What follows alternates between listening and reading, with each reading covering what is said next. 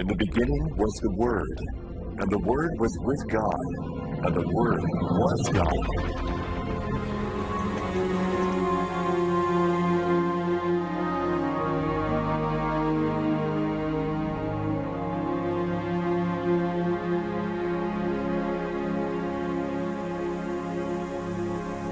We're going to now discuss the Hellenistic period.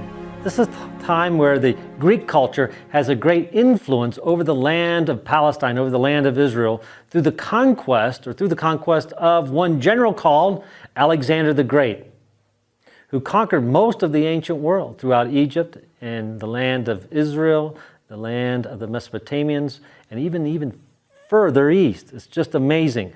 But what happened was with these conquests, he brought in his culture. Alexander liked to keep the culture that was best reflective of those people that he conquered. So they weren't wiped out. He liked to keep that colorful part of their culture, but also he added with that culture of the region, his Greek culture. So the Greek language became the language of trade, the language of what was well known. Okay? Also their art and their design, such as their pottery design. Pottery such as terracotta. Once again, why is it so important?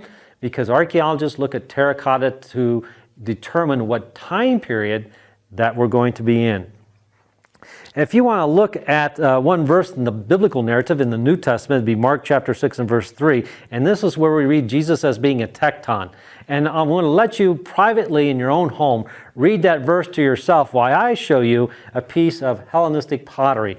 Now look how fine and nice this looks with the little rosette designs on it and the pattern. And this is just a small crater, but the pottery is far, far more finer than just this piece right here. This is just a common piece of Hellenistic pottery and the influence of that culture that is going to have in the land of Canaan.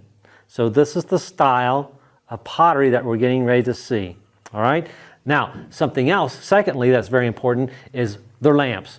Remember how the lamps looked like little shells and different styles of the shells, but now it completely changes. And look at the stylized type of lamp that we have at the Hellenistic period, an oil lamp.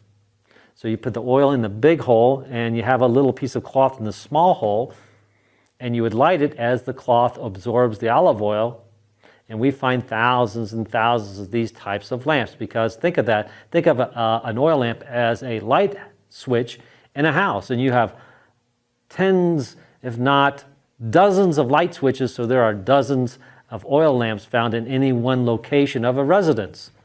All right, so we have the type of pottery design, lamp design, in which we know it is the Hellenistic period. But also they bring in cultural, you could say, things that they would do for fun, such as dice, and they like to gamble. Or also they built mausoleums. They're the first ones to bring in mausoleums. So the wealthy had mausoleums. But later on in the Jewish culture, what they did is they thought that these mausoleums would become a place to deposit the remains, so that it had a place to wait for a time period which was known as the resurrection.